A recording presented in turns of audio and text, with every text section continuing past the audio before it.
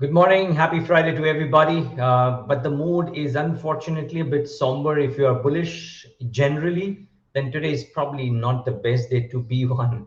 The US markets came off. Both the S&P 500 and the Nasdaq retreated after a three-day rally. Losses in consumer and real estate stocks really hit the US markets in trade yesterday. The futures are not really setting the street on fire any which ways on the longer side. And by the way, it's not just the US markets. The treasuries pared back a rally, but crude was lower, Bitcoin was lower. So almost everything has come off in the last 12 odd hours from a Q for our markets perspective. Let's put it that way. So a bit of a pullback there. I reckon Asia would be showing a soft start. I'm very surprised if there is a breakneck rally into any of the Asian screens as well. So you will see a bit of a pullback move or a bit of a red across most bourses in Asia too. The SGX Nifty, I reckon, would also be indicating a same thing. We've had a half decent move in a bunch of indices, and therefore you probably see that kind of a move in the session today. Will come up on your screen. As you can see, the Asian screen, a tick of red. Nothing alarming. Keep in mind, viewers, I'm not laying out and ringing out alarm bells. But yes, certainly a bit of a pullback, and the reasons could be anything really. SGX Nifty would be in the red, I would presume. So no surprises thereof. Maybe we can get the MOE function up on the screen to just try and show what happened in trade yesterday at the broader end of the spectrum before we dwell into the trade setup. We know that we are going to start off slow. Just keep in mind, yesterday, while the index was a bit volatile, as probably even the MOE function will show, or even otherwise, the broader market-wide advanced decline ratio wasn't bad, and which is actually a pretty good sign. Maybe the trade setup, whichever shape or form. Yeah, this is the MOE function. 306 advances on the NSE 500 to 193 declined. So 3:2 in favor of the advances. And as you can see, the quantum of gains on the advances, the Just Dials, the whole network 18 group, by the way, Vodafone Idea, um, a bunch of other stocks. So all of those did really well for themselves.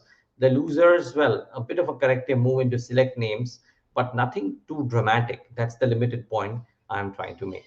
So what does it hold for in the session today? One would wonder, right? So I would presume that index is range bound, but this market breadth, the market-wide positive breadth, actually augurs well from a market's perspective.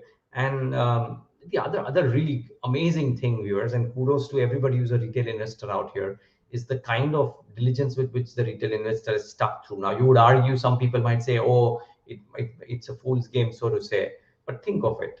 The SIP flows, which bought into the Nifty at 7,800, 8,000, 8,500, 9,000, 9,500, 10,000, are all laughing their way to the bank, right? Because the index has nearly doubled from those levels. So it's great, really. And yesterday was the all-time high number on the SIP flows, which were not, I think, northwards of 11,000 crores, which is quite commendable. In terms of pockets, from what I pick up from dealing rooms, NBFCs, select NBFCs, as well as telecom and related stocks could all be in focus, and therefore watch out for those. I think Neelkan Mishra and the interview will play out today at 9:30 a.m. You might want to tune in for that. Made this point about how with the lower strata income coming back as the economy returns to full throttle, the two sectors which can gain disproportionately because of the deepest reach in that bracket is staples as well as telecom. Now, not for that reason. I'm saying telecom because I hear it from dealers that telecom and related stocks are seeing buying. And least, I mean, I'm not really basing this on the Vodafone Idea move, or I don't think those dealers were basing it on the Vodafone Idea move yesterday. But there is some bit of traction into some of these, so you might want to watch out for that. There's also a listing today. By the way, you also need to keep an eye out for oil and gas and sugar, simply because of the kind of moves that are happening in natural gas prices. We'll get to that in a bit. Star Health, the new listing on the block, or the new listing today. And remember, the issue didn't go through its own. I mean, as in, it was undersubscribed. It went through only because institutional investor subscription let it sail through. But it lists on the bourses today. Smart money tells me that the issue was expensive, but if it comes in at a 20% discount to its issue price, then there is a lot of money waiting on the sidelines to subscribe to this, because it is a good company. Yes, it needed this IPO money for a variety of reasons because of COVID impacted claims in 2020. But it is a good company, and at a 20% lower price, they might there's a lot of takers out there. So be mindful of that. What about stocks to watch? I think one key stock, irrespective of which way the market works out, is Bajaj Electricals. They made an announcement yesterday that they're going to review the corporate structure to unlock growth and consider demergers, effectively, subsidiarization and strategic partnerships. The board has authorized the management to consider housing the power transmission. Yeah, let's stick with this. The board has authorized the management to consider housing the power transmission and the power distribution business verticals as a standalone legal entity. So a bit of a demerger out there, and let's see how this shapes up. I think Haitong Securities came out with a note saying that they view the planned restructuring as a step in the right direction, given the different operational requirement for both the segments. They expect significant value unlocking for the business. They continue to like the stock, and they maintain their outperform rating on the stock with the target price of 1650 based on about 41 times FY24 earnings. So that's the story. One would expect a positive reaction on this one today. So let's see how it shapes up. Um, Incumbent after incumbent two-wheeler major is making a foray of some sort, or making a headway of some sort into the electric vehicles segment, maybe strengthening their offerings or doing partnerships, and TVS is no different. So the company and Zoho have invested in Ultraviolet. It's an electric bike startup at a valuation of $205 million. So it's so much of flack that the incumbents are receiving, rightly so. I'm not an expert really about lack of exposure to electric vehicles, especially Bajaj Auto, but even the others. But we know that Hero has got this relationship with Ather. TVS now has this investment in Ultraviolet. So it would be very interesting to see how this piece shapes up for the incumbents as well. But yeah, certainly an announcement from TVS Motors worth noting. There were some key bulk deals yesterday, including Aditya Birla Capital, Sequence Scientific, and IIFL Finance. Uh, you might well want to check upon who the buyers were in order to try and figure out whether there could be some traction here or no into some of these. There's a chart that we want to bring to you, viewers. This is a chart of the natural gas prices in the EU region. 2 days or 3 days ago, it's speaking about how these are electricity costs are moving up in the EU, and is that a precursor to gas prices moving up? That is what that chart from Bloomberg had indicated. Now look at this, the oil barrel equivalent prices of EU gas and UK gas, after coming off a little bit early, or late October, early November, these have started to perk up in a meaningful fashion. And this is not great news, of course, for those consumers. Remember, in India, gas prices are largely regulated.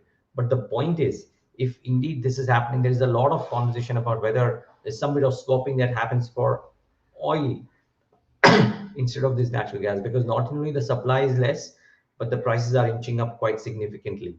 So higher electricity costs in Europe, higher gas prices. Try and figure out if this means a trend, and if there are some companies that benefit out of it in India. No direct beneficiaries, because like I said, gas prices are regulated. But if you have a higher oil and higher gas prices, there are some companies which might benefit irrespective, right? So try and catch the trends if you can. So I think that's the other piece: oil and gas, oil, gas, sugar, and sugar largely because of the whole ethanol piece and how the ethanol blending is inching up. Yesterday we had some traction in some of those names. Could be interesting to watch.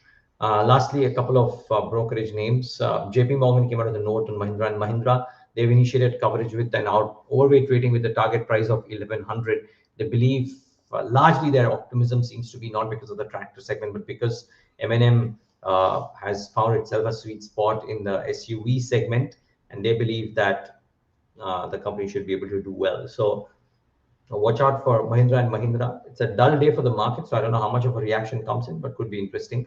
And Goldman Sachs, interestingly, has gone out and downgraded Dalmia Bharat with a target price of 1750 there. Skepticism seems to be around the point that they are doing a capacity expansion despite a challenging outlook.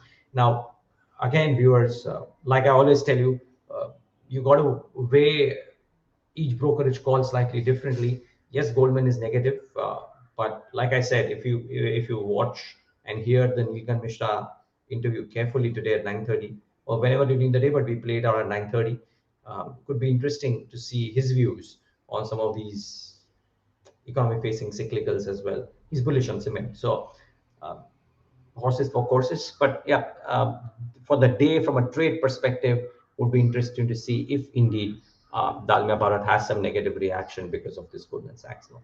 And multiple other news, by the way. I think I heard news finally of the Navi Mumbai airport getting environmental clearance. So that's great news for people in the Navi Mumbai region. A second large airport coming up. The point is, plays around that area, real estate, what have you, suppliers to the airport construction. If you have managed to figure that out, all of those could be in focus as well. So be mindful of all of these factors and the sentiment related upticks that could come into whether the airport things or the oil and gas things. Some of those stocks could be in focus. Thanks so much for tuning in today. Have a safe, profitable day ahead. And if you're stepping out, please stay masked up.